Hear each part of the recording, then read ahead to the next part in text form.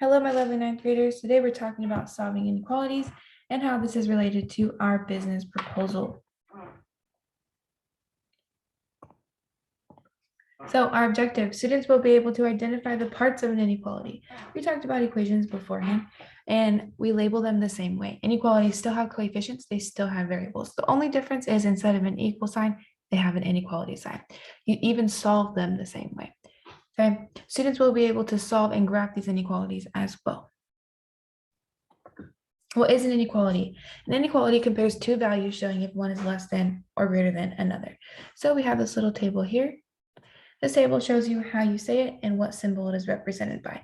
You can see that less than is represented by that less than symbol. Greater than is represented by the same symbol, just flipped around. Then we also have less than or equal to and greater than or equal to. Equation versus inequality. We solve inequalities the same way we solve equations. We talked about equations previously, and you solve it the same way. You still isolate your variable by performing opposite operations. The only difference is if you're multiplying or dividing by a negative number, you must flip your inequality sign. So if I have a less than sign and I divide by a negative number, I have to flip it to a greater than sign.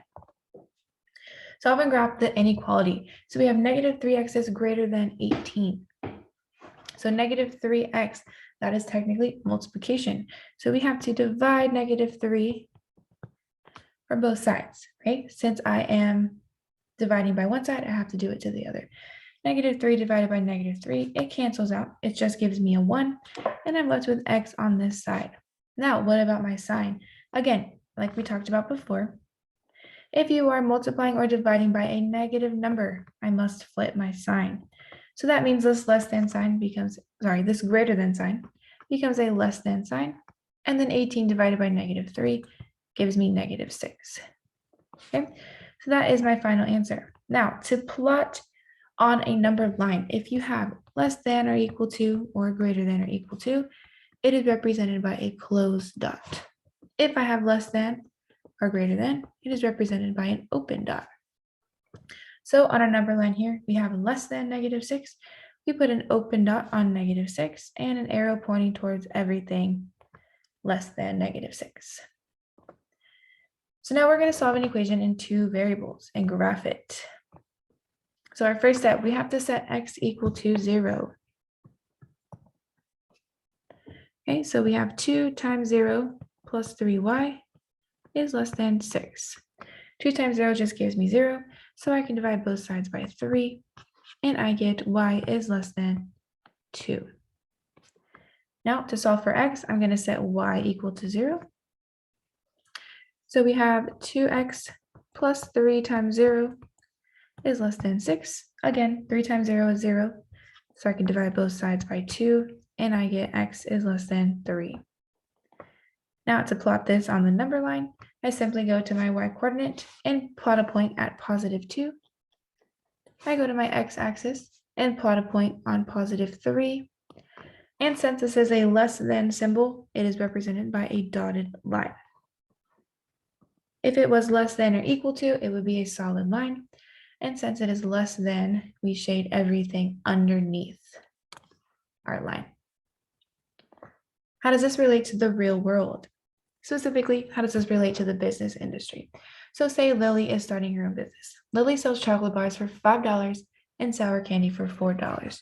So let's let x equal chocolate bars and y equals sour candy.